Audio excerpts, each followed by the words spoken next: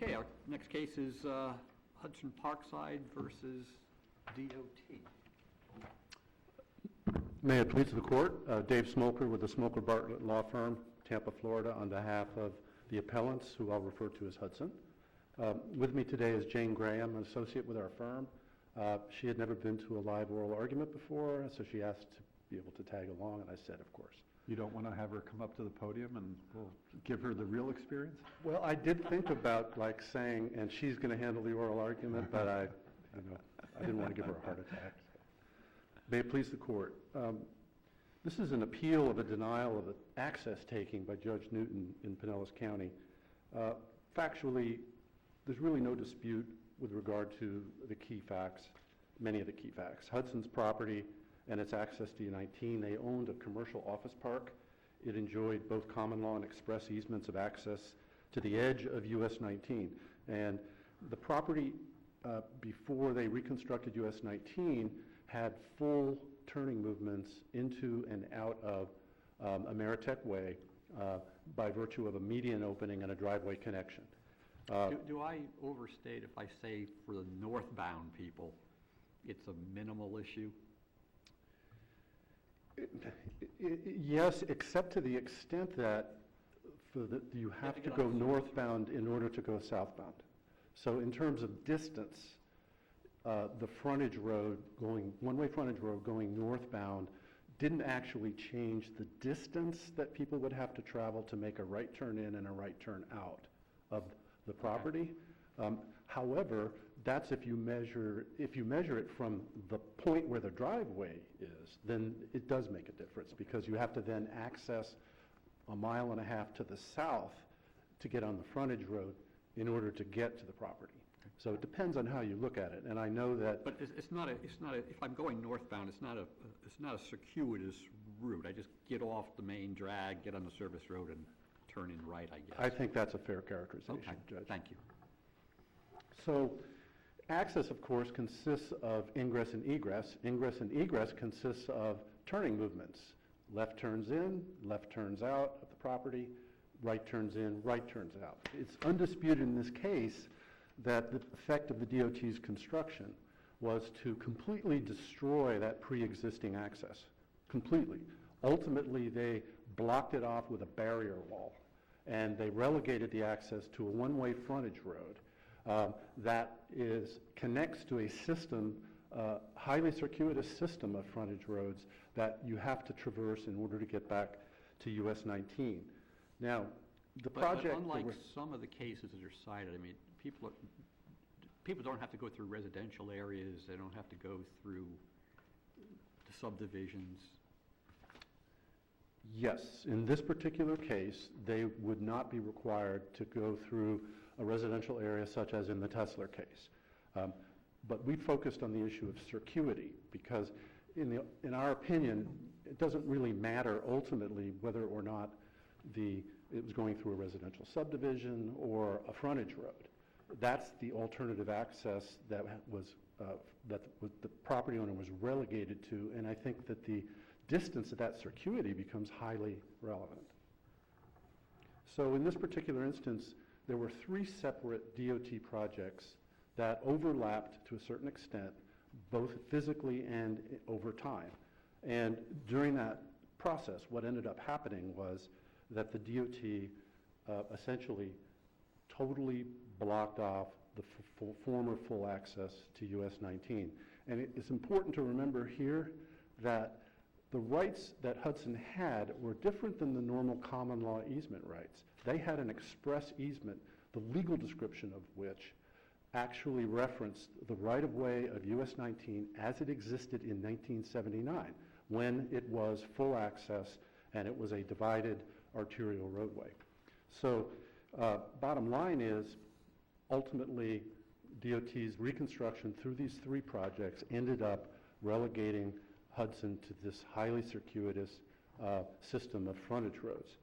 Now I guess you're bleeding into the statute of limitations issue, but when your client acquired the property, my understanding is the project that blocked their access was either obvious or it was completed or it was almost completed? Help me out with that. Well, I don't think that there's actually competent substantial evidence that the concrete barrier wall had been constructed across Ameritech Way with the first project, which is what the trial court held, because the plans for that particular project showed that the barrier wall stopped to the south. And so I don't think that there's actually competent evidence to support that trial court finding. And obviously it's critical, because if in fact, as it appears, that that construction actually occurred after, in the second project, 90-2, I'm sorry, 90-1, then we would have satisfied the statute of limitations, because that project was not completed until 2012. And there was nothing begun on that project at the time of acquisition? There was construction occurring. There is no question about that. I think, and I believe that the testimony at trial was, and I tried to find it, but it ran out of time, that what they did was, as part of Project 88-1, what they did was they constructed the frontage road. They constructed that temporary interim dog leg just north of the property, so that and I think that they probably put a curb down, or at least effectively let the people know that they were not supposed to be directly accessing. But I don't think the concrete barrier wall was there. And the reason that becomes important is that the owner testified that in probably December, shortly before, several months after February of 2008, he contacted the DOT and said, when am I going to get my access back? And he was told, we don't know. So that would cause a reasonable person to believe that whatever the circumstances were that existed in February of 2008, that it didn't necessarily mean that there was going to be a concrete barrier wall constructed on Ameritech Way. You could assume, based on that this was an interim situation, and that it's possible that access might be restored. But in any event, our contention is ultimately, if you want me to get into the statute of limitations argument. However you want to handle it, I just okay. use it as a segue for my own question. Well, let me say this, that I think it's undisputed based on the record that, one, under Tesler, circuity of access is highly relevant to an access taking case. And therefore, until such time as the circuity of that access is permanently established, you really don't have a cause of action that has accrued, number one. And number two, you don't really know what the ultimate access scenario is in the after condition. And in this case, it was undisputed based on the evidence that as of the completion of 88-1, there were still 5 median openings north of the project, meaning that someone turning out on the one-way frontage road, going on the dog leg, getting on US 19, had 5 opportunities to use the median opening to go on the southbound direction on US 19. Those were subsequently closed between 2010 and 2012. And as a result, the degree of circuity gradually increased over that time period. And since it wasn't fixed as of 2008 and it gradually increased over time, that means that the cause of action really had not accrued. And I do want to address the statute of limitations because, you know, I wrestled with that. And here's the thing.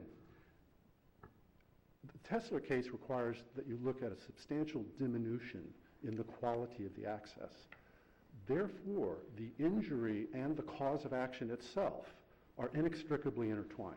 It's not like a tort case or a contract case where you have liability that's separate from the issue of damages. Here, the two are one and the same. And I think that that creates an exception to the general rule that appellate court would not review de novo the accrual of a cause of action. I think in this particular instance, you can't avoid addressing de novo the cause of action and the accrual because they're one and the same. And therefore, until the circuity was fixed, the cause of action had not accrued. And I think that that is one of the reasons why, if you look at the court's order, the final judgment, it characterizes its discussion of the accrual of a cause of action as a legal conclusion. And I think that that was proper, because I think in this particular instance, we are dealing with an inextricably intertwined issue of the extent of the injury. You don't have a taking claim unless there's a substantial diminution equating to that injury. And you don't know that until you know that the circuity has been fixed. So for those reasons, we think that the cause of action was timely filed. There's essentially undisputed evidence that we've cited in our briefs of all the different changes that occurred with the subsequent projects, all of which, especially as it related to the closure of the medians, changed and increased the circuity of the remaining access. One question. The court makes a specific finding in paragraph 17 that there was no credible evidence or testimony that access between Ameritech Way and US 19 materially changed after the 88-1 project. And your position is it did in fact materially change because the nature of the circuitous route was not finalized until later. Precisely. And the court doesn't address that specific argument, does it? No, it doesn't. And, you know, I think that, I mean, I can't speak for the court, but it did sort of seem to just be sort of just getting those issues off the table. It's clear the 88-1 project closed off the cross lane access, right? Yes, and, on Ameritech Way. And the question, though, is that the barrier wall does not appear to have been constructed at that time. It was constructed later, based on the construction plans of the DOT. So clearly, a person who would have done diligent search and inquiry would have looked at the construction plans and would have said, well, the plans are going to stop here. I don't have to, you know, so this interim situation provokes the call. The call is when I'm getting my access back, DOT says we don't know. So I think a reasonable person would really not know what's happening. There's no evidence before the trial court as to what's happening next. I mean, how far along were DOT's plans for the next project that was again going to push off access points? I don't have an answer for that. I'm assuming that they had plans. I would like to reserve, I think I have another maybe 3 minutes left. Yeah, you're at 12 minutes. You want to say 5 minutes for rebuttal, whatever you Yes, want? sir, Okay. I'd like to. If the court has any questions, I'll be happy to answer them. Okay. Thank you.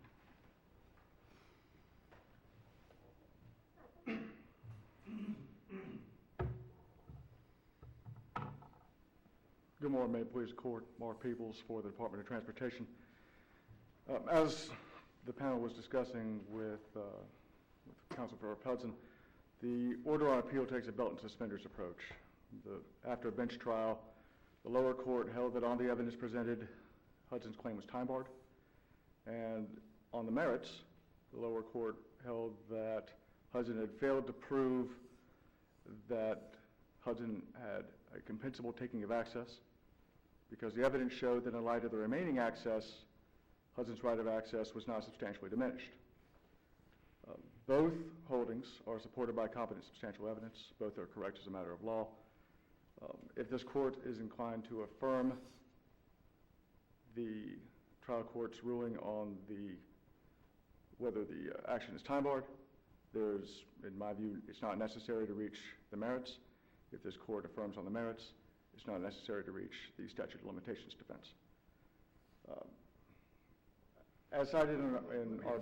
Because I asked the question on statute of limitations, let me ask this.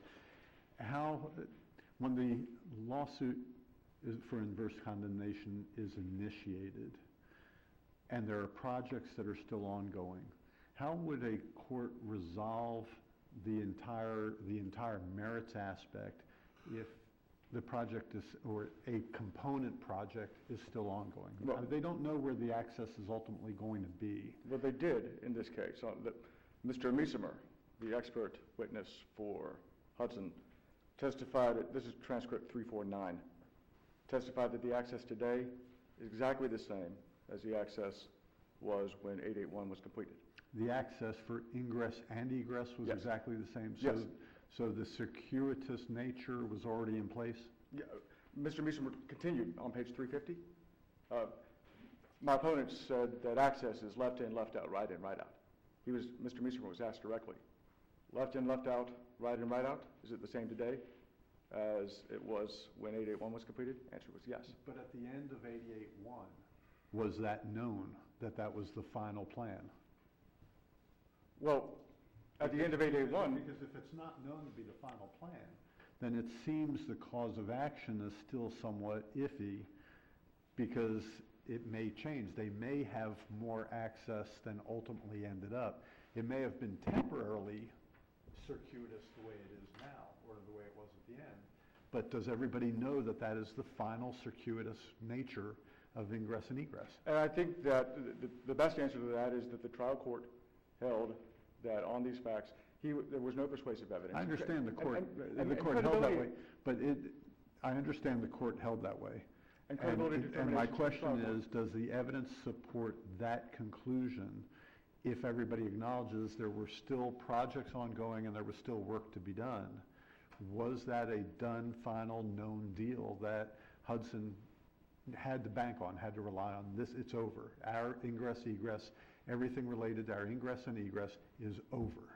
If the access, once the access was changed, once the median was blocked, once the construction road was built, that's Hudson's access. And Maybe I'm not making myself clear. Okay. So when people have to drive what is described as basically a mile, give or take, circuitous route for access from one direction, And I take issue with the circuity. well, I'm using their terms. Thank you. So was there any possibility that that was still in flux? Does the evidence say no? Those routes were final, they were done as of the end of 88.1. That was a done deal. There was no possibility that was changing. That was a factual finding that the trial court made. And is the evidence fully supportive of that factual finding? There is competent substantial evidence to support that finding. There is competent substantial evidence the other way. The trial court weighed the evidence. Factual determination? Yes, Okay. yes. He also said the barrier wall We across. know the barrier wall was up, but there's some question as to where it ended. Was it a Well, final ending or not a final ending? And that's what I wanted to address. The trial court actually doesn't say that after 881 that barrier wall crossed Ameritech. He said the barrier wall was up. The evidence will show that the barrier wall didn't cross Ameritech until later. But there was a grass median, there was a curb and gutter. And as Mr. Meesemer, their expert, testified, the access right in, right out, left in, left out was the same after 881 as it is today. I suspect that the barrier wall. There is a sense from the evidence that some of the project was a moving target because walls were erected that were temporary nature.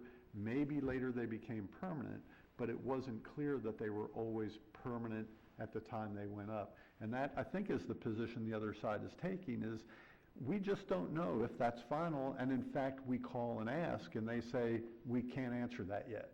And when there's conflicting evidence, and there is in the record, the trial court gets to weigh that conflicting evidence and gets to make factual findings.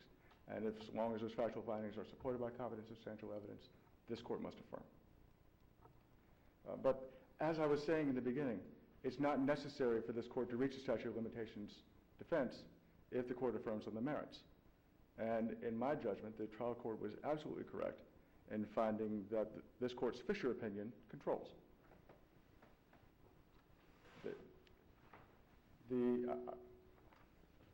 The exchange with appellant's counsel was mostly over the statute of limitations defense. I didn't hear a whole lot of discussion on the Fisher opinion, but it seems to be on all fours.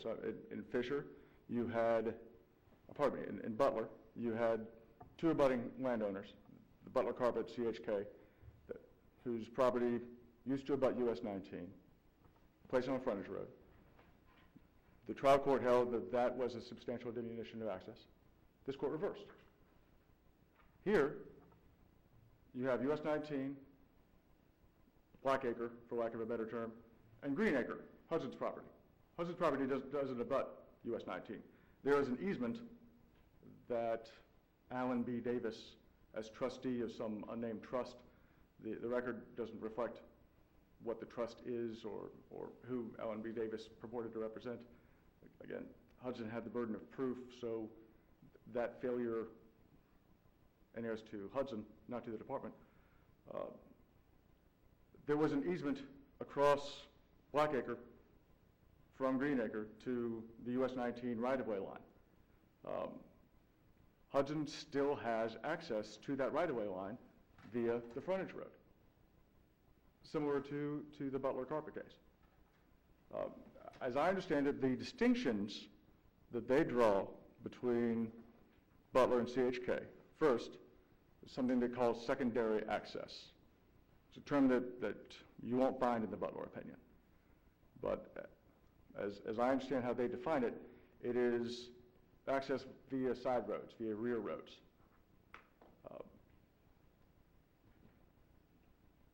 Mr. Miesemer, their expert witness at trial, conveniently enough was also the expert witness for Butler Carpet and for CHK.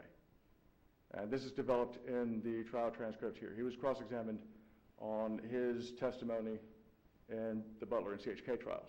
In Butler and CHK, Mr. Miesemer testified that the secondary access, the side and rear access to those properties was terrible and unsuitable.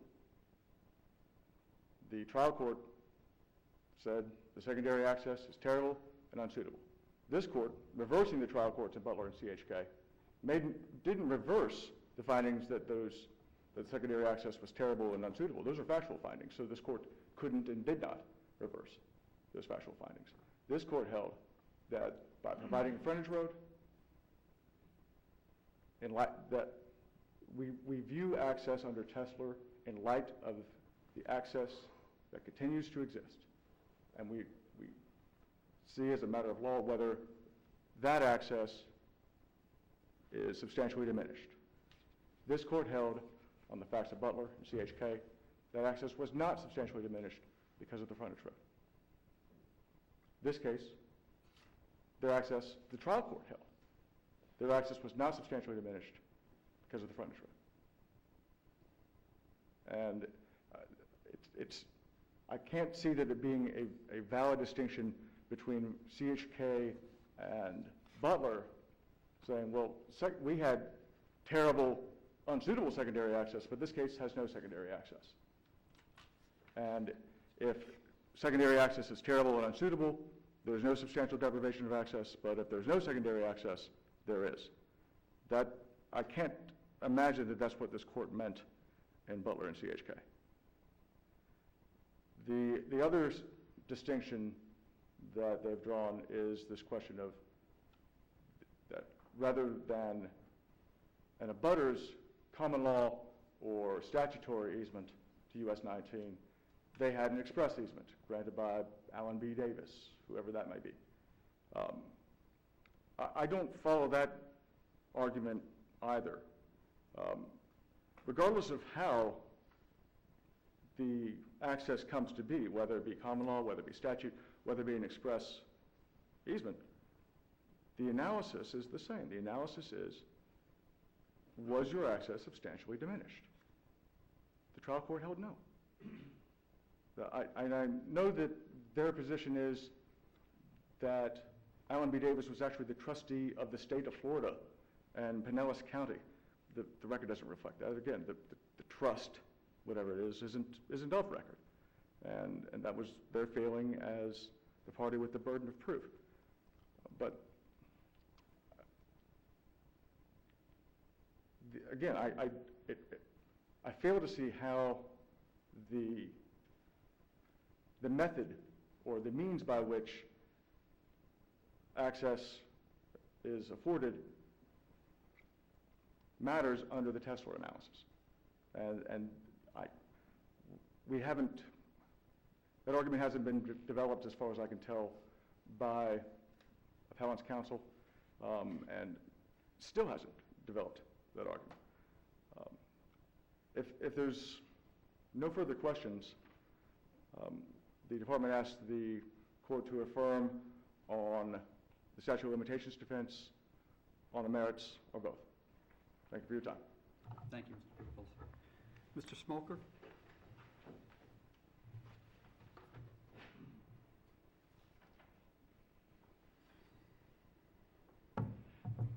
May it please the court. Let me close the loop on the statute of limitations issue.